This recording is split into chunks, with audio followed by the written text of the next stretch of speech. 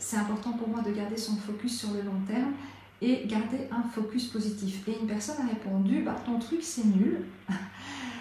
Et je lui ai répondu, ok, je te remercie pour ton retour.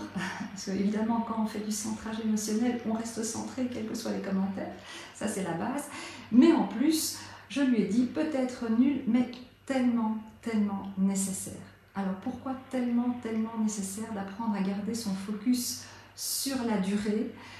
Parce que quand on va écrire notre objectif, quand on va écrire nos résolutions, ce qui est important, c'est pas qui on est et ce qu'on va faire au jour 1, au jour 2, au jour 3, quand l'excitation, quand l'enthousiasme de la nouvelle idée, du nouveau projet sont encore là. C'est qui on va être quelques mois après, quand notre enthousiasme va diminuer, quand l'énergie que portait ce projet au début va diminuer, quand la fréquence vibratoire de ce projet diminue. Donc combien de temps on sait tenir notre focus et surtout sur la durée et ne pas être focus sur des distractions surtout. Donc pour moi, pour réussir son année 2022, une première chose à faire, c'est apprendre à garder le focus sur le long terme.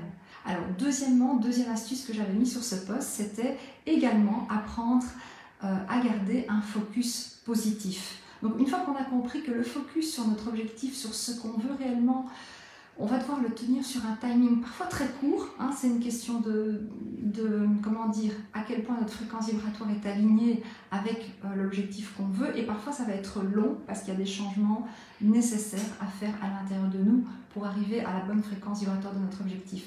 Donc ce focus, on ne sait jamais combien de temps on va devoir le tenir, mais par contre, on va devoir être entraîné, être persévérant à tenir ce focus vers notre objectif sur la durée. C'est-à-dire que vous devez avoir le même enthousiasme au début du projet, au milieu et quand la réalisation est presque là, presque faite.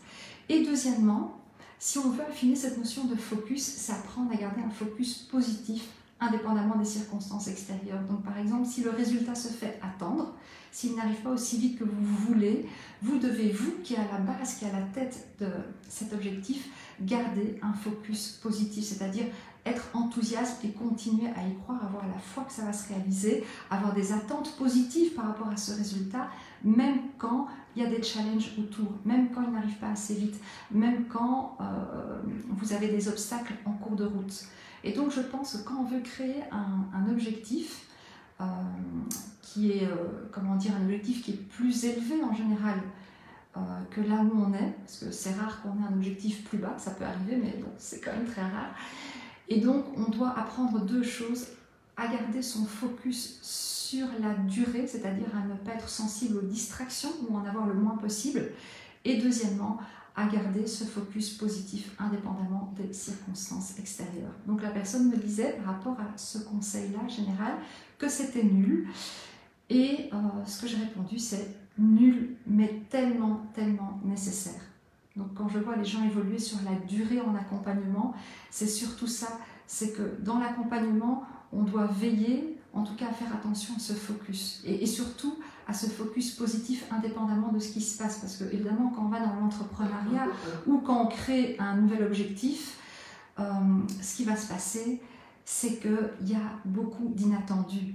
Et il y a beaucoup d'inconnus. Et si on ne sait pas garder un focus positif, entouré d'incertitudes, entouré d'inconnus, entouré parfois de personnes autour de vous qui ne vont pas y croire, si vous n'êtes pas le moteur, alors vous êtes à la tête de cet objectif, ben, le résultat, ben, vous allez peut-être aussi abandonner à un moment donné ou à un autre. Donc je pense que les gens abandonnent leur objectif en cours d'année par manque de focus sur la durée.